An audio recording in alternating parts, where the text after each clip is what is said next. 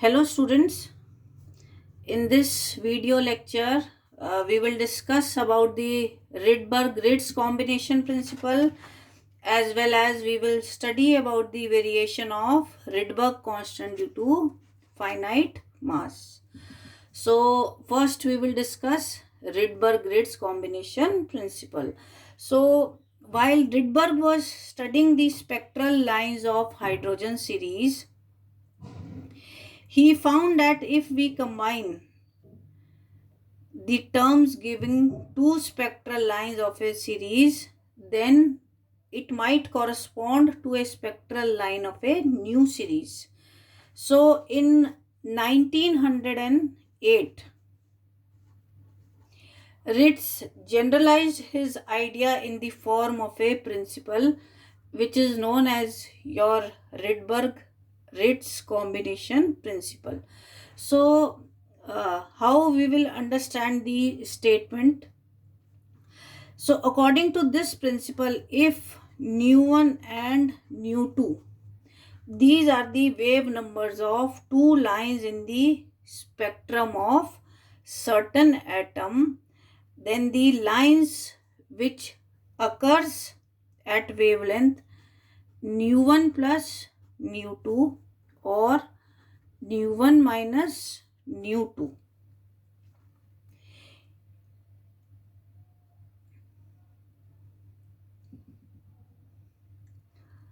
So here nu1 and nu2 are the wave numbers of two lines in the spectrum.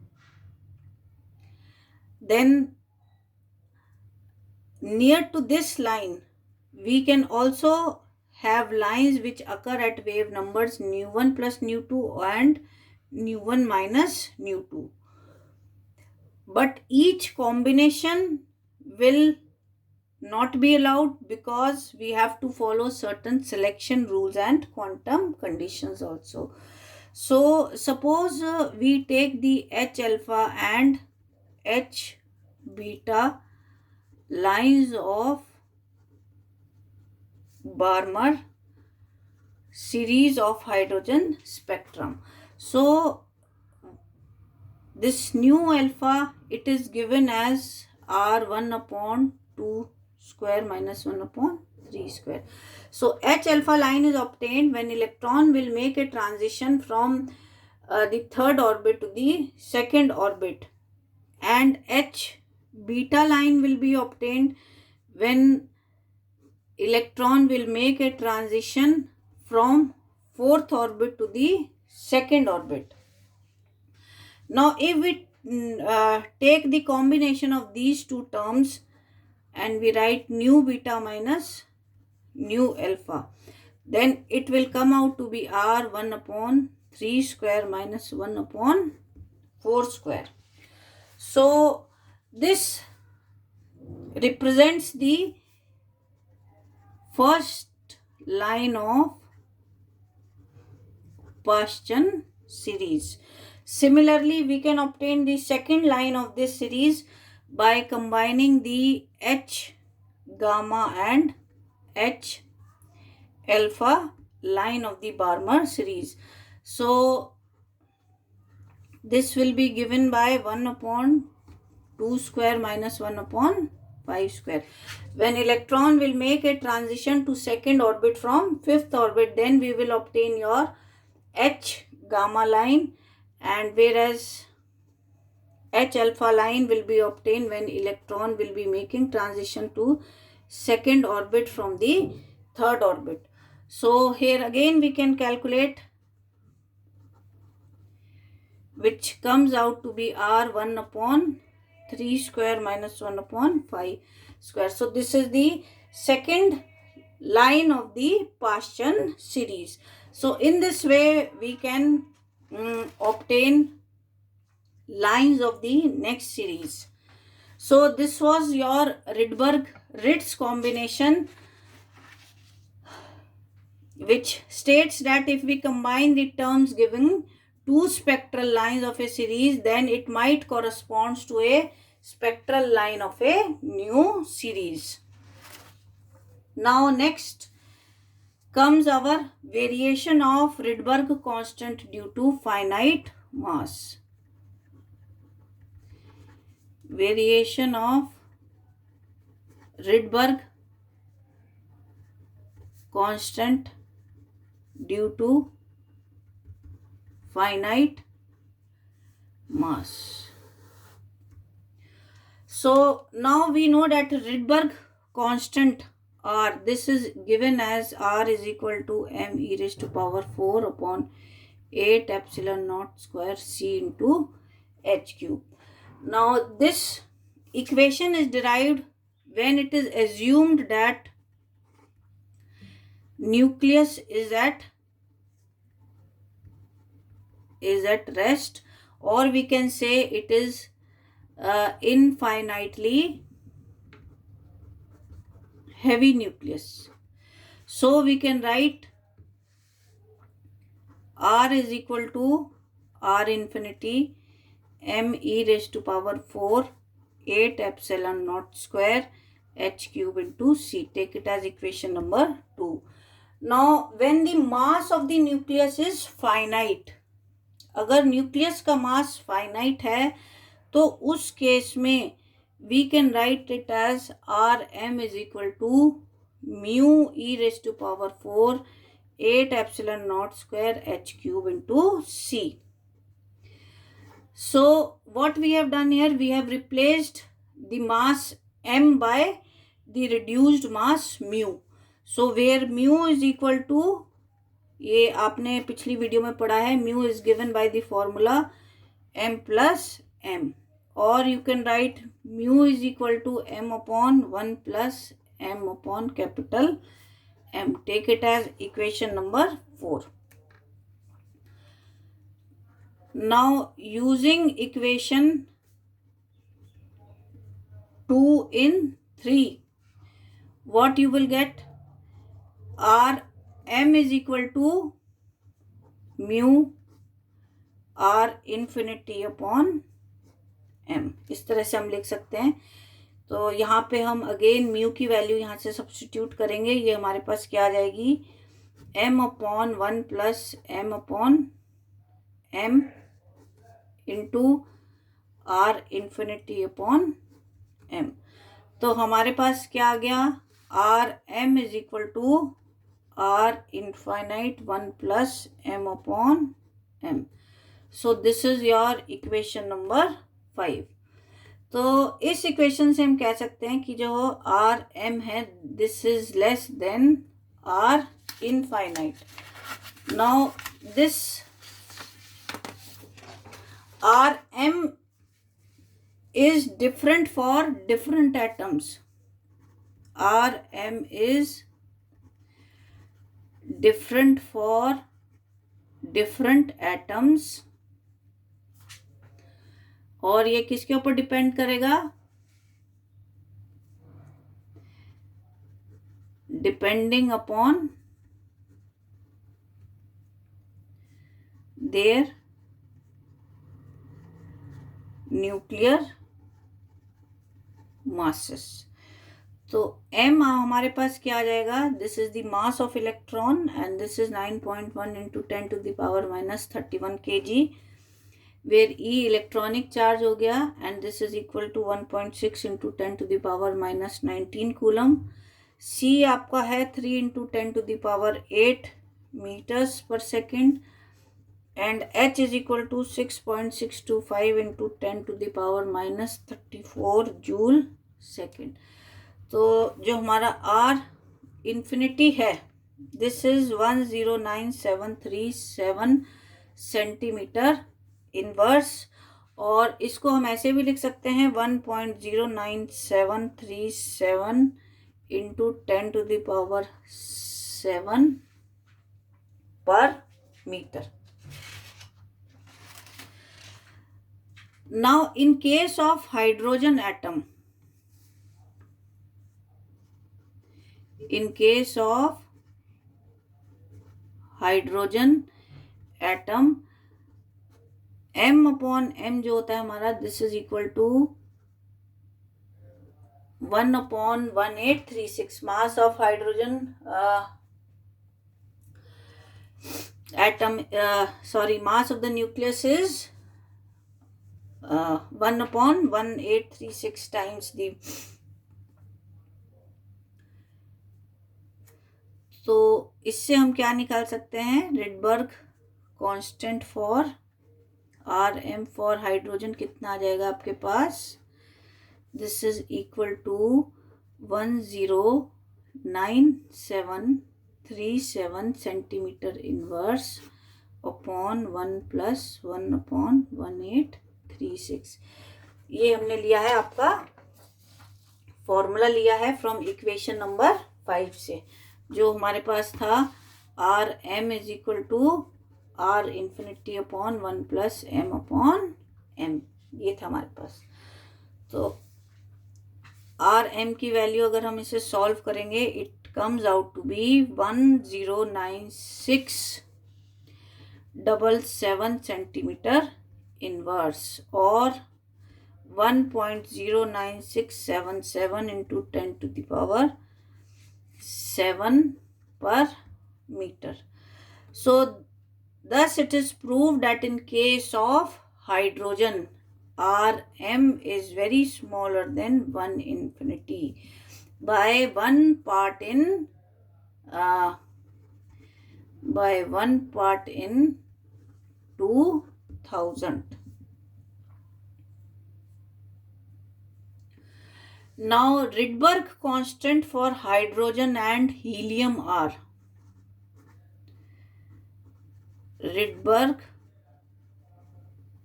constant for hydrogen and helium are, RH कितना हो जाएगा हमारे पास, this is equal to R infinity 1 + m/mh and RHE, this is equal to R infinite 1/m mass of the helium nucleus. तो यहाँ पे हम देखेंगे कि जो मास है हीलियम का, this is nearly 4 times the mass of hydrogen atom.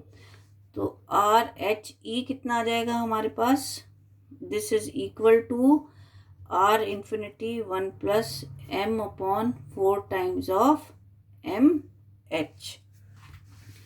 तो इससे हम निकाल सकते हैं RHE अपॉन RH. ये कितना आ जाएगा हमारे पास, 1/m/mh capital MH upon 1 + small m/4 of mH. यहाँ पे हमने इसका हीलियम की सब्स्टिट्यूशन कर दी है, which is equal to 4 of mH. तो इसको हम और कैसे लिख सकते हैं, RH 1 + m/mH, this is equal to RHE 1 + m/4 of mH. तो इसको अगर हम सॉल्व करेंगे, what we will get, m/mH RH - 1/4 RHE, this is equal to RHE - RH. ये आ जाएगा हमारे पास. तो इसको आगे अगर हम फर्दर सॉल्व करेंगे, व्हाट वी विल गेट, हम ये रेशियो निकाल सकते हैं m/mH की, and it will come out to be RHE - RH upon RH - 1/4 RHE. Now since RH, this is equal to 1.09677 into 10⁻7 per meter, and RHE is equal to 1.09722 into 10⁻7 per meter. तो ये हमारे पास क्या आ जाएगा, m/mH की value ये nearly equal to 1/1836 आ जाएगी. तो ये जो वैल्यू है, this agrees with the experimentally calculated value of m/mH.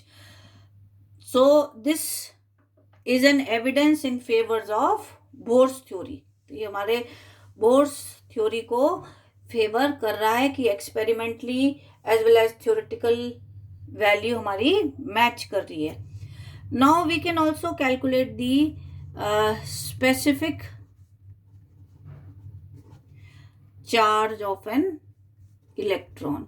हम इलेक्ट्रॉन का स्पेसिफिक चार्ज भी कैलकुलेट कर सकते हैं. तो स्पेसिफिक चार्ज होता है ratio of charges to mass. So you can write it down as, इसको हम ऐसे लिख सकते हैं.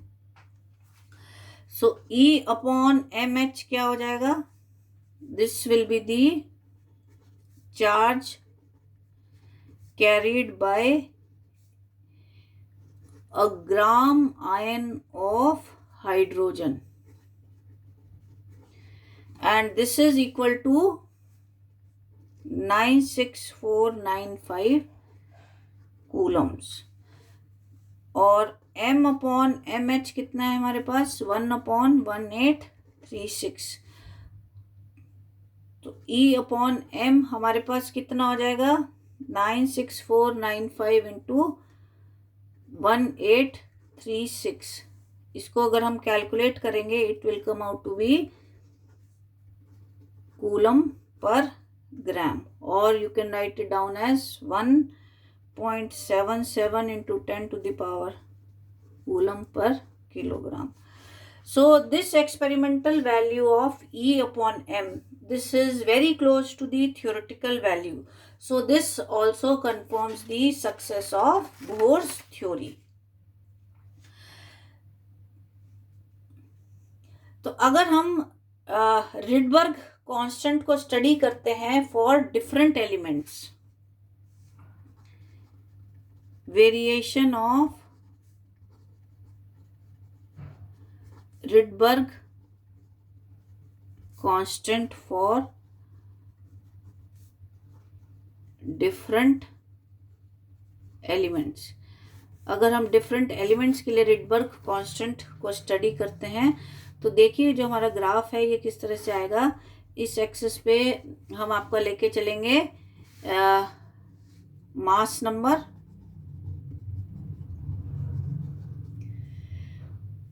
और यहाँ पे आपकी वैल्यूज आ जाएंगी आर एम की 109680, 109700, 109720, 109740. तो ये जो हमारे पास कर्व आएगा, this curve will be of this kind. तो दिस इज H3, ये आपका ये ट्रीटियम हो गया, ये ड्यूटेरियम हो गया, ये आपका हीलियम हो गया, देन कम्स लिथियम, और ये आपका ऑक्सीजन आ गया. तो जैसे जैसे आपका मास नंबर इंक्रीज हो रहा है, जो हमारा RM है, इट इज अप्रोचिंग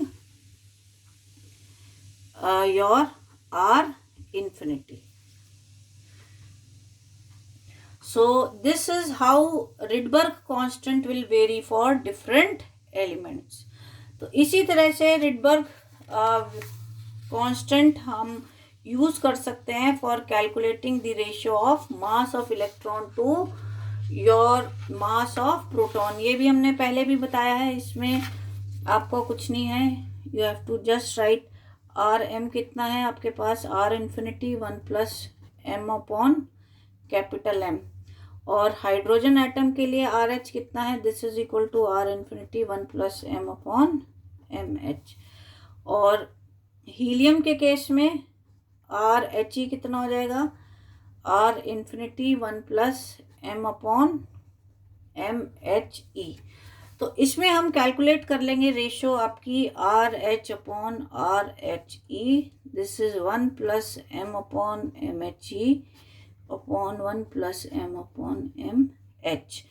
ये कितना आ जाएगा हमारे पास, 1 upon 4 M H 1 plus M upon M H. तो इसको अगर आप कैलकुलेट करेंगे, ये क्या चीज आ गया, this is your ratio of mass of the electron to mass of the proton. So this was all about the variation of Rydberg constant